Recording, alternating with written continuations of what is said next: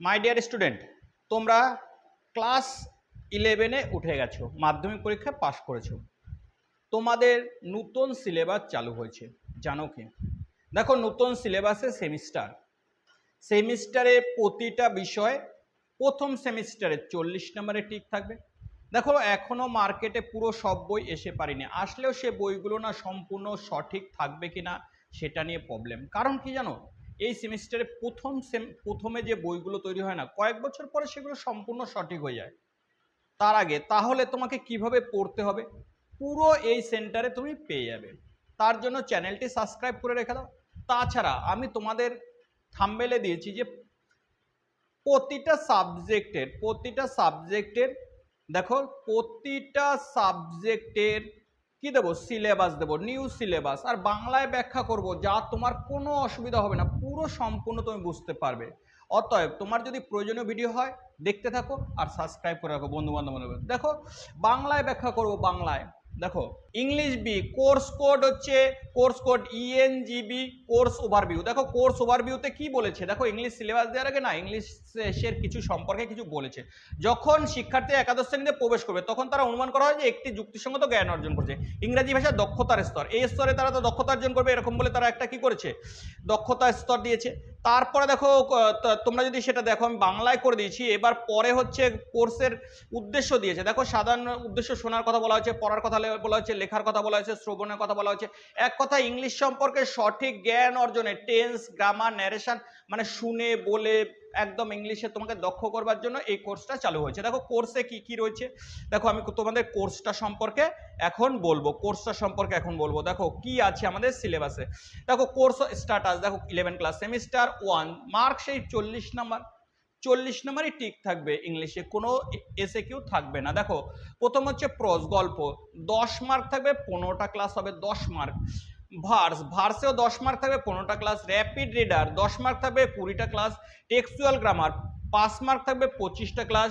Reading comprehension মানে unseen হচ্ছে 5 mark থাকবে, হচ্ছে 25টা ক্লাস হবে। মোট হচ্ছে 40 নাম্বার। দেখো, প্রোস হচ্ছে 10 নাম্বার, ভার্স হচ্ছে 10 নাম্বার, র্যাপিড রিডার হচ্ছে 10 নাম্বার। র্যাপিড রিডার মানে আমাদের একটা আলাদা একটা গল্প, এটা হচ্ছে প্রোস মানে গল্প, ভার্স মানে কবিতা, র্যাপিড রিডার মানে আমাদের শেক্সপিয়ারের একটা গল্প আছে, টেক্সচুয়াল গ্রামার থেকে 5 নাম্বার, আর কমপ্লিশন মানে আনসিন থেকে 5 নাম্বার। এই হচ্ছে মোট 40 নাম্বার।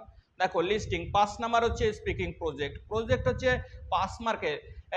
বলেছে লিসেনিং আর হচ্ছে স্পিকিং, তাহলে শোনার জন্য 5 নাম্বার, বলার জন্য 5 নাম্বার। মোট হচ্ছে 10 নাম্বার হচ্ছে কিসের, প্রজেক্টের। দেখো, ক্লাস 11 সেমিস্টার 1 প্রজেক্ট এমসিকিউ। দেখো, এমসিকিউ কি দিয়েছে, দেখো অ্যান অ্যাস্ট্রোলজি ডে, প্রথম আছে আমাদের অ্যান অ্যাস্ট্রোলজি ডে, একটা গল্প, সেটা লিখেছে হচ্ছে আর কে নারায়ণ। তার থেকে মোট কত নাম্বার থাকবে জানো, 4 নাম্বার থাকবে, আর 5টা ক্লাস হবে। তাহলে অ্যান অ্যাস্ট্রোলজি ডে যদি তুমি পুরো পারো তাহলে তুমি 4 নাম্বার পেয়ে যাবে। দ্য স্বামী অ্যান্ড মাদার ওয়ারশিপ ফ্রম, দেখো কে লিখেছে, sister Nivedita. Swami and mother worship from the master as I saw him, sister Nivedita. কে লিখেছে, স্বামী অ্যান্ড মাদার ওয়ারশিপ লিখেছে সিস্টার নিবেদিতা, সেটার থেকে নাম্বার থেকে যাবে 3। তারপর দেখো, বলেছে Amarnath from the master I saw him, তাহলে সিস্টার নিবেদিতা, তাহলে অমরনাথ সিস্টার নিবেদিতা, এটা কি লিখেছে, এটাও পাবো 3 নাম্বার। মোট দেখো 3টে গল্পে, প্রথমটা অ্যান অস্ট্রোলজার ডেতে 5 নাম্বার, দ্য স্বামী অ্যান্ড মাদার এটাও 3 নাম্বার, আর অমরনাথেও 3 নাম্বার। মোট তাহলে কত নাম্বার হয়ে গেল দেখতে পাচ্ছ, চলে আসি ভার্স মানে কবিতায়। কম্পস আপন ওয়েস্টমিনস্টার ব্রিজ, দেখো লিখেছে কি উইলিয়াম ওয়ার্থ, সেটা 4 মার্ক থাকবে, 5টা ক্লাস হবে। দ্য বেঙ্গল সেলার্স হচ্ছে সরোজিনী নাইডু, 3 নাম্বার থাকবে, 5টা ক্লাস হবে। The second commanding W B. Yeats, এটা হচ্ছে 3 নাম্বার থাকবে, 5টা ক্লাস হবে। এরপরে হচ্ছে দেখো ম্যাকবেথ আছে, যা শেক্সপিয়ারের লেখা।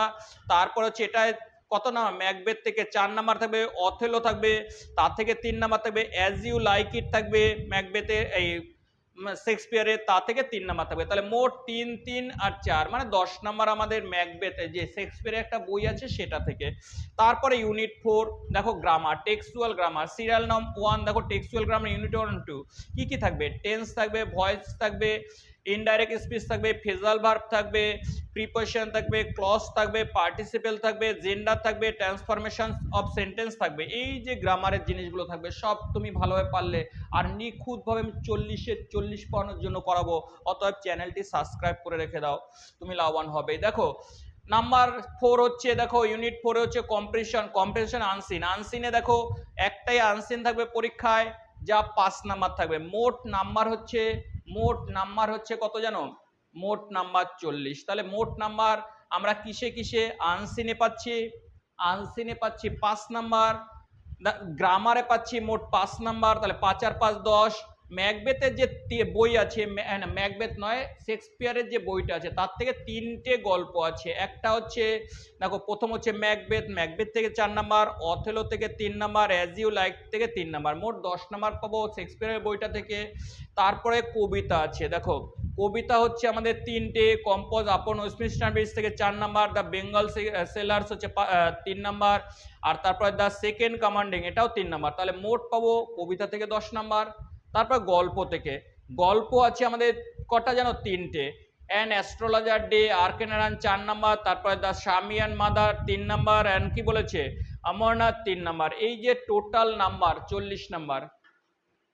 সিলেবাসটা তোমাদের জানা দরকার, দেখে রাখো, সাবস্ক্রাইব করে রাখো, পরের দিন থেকে ক্লাস শুরু করব।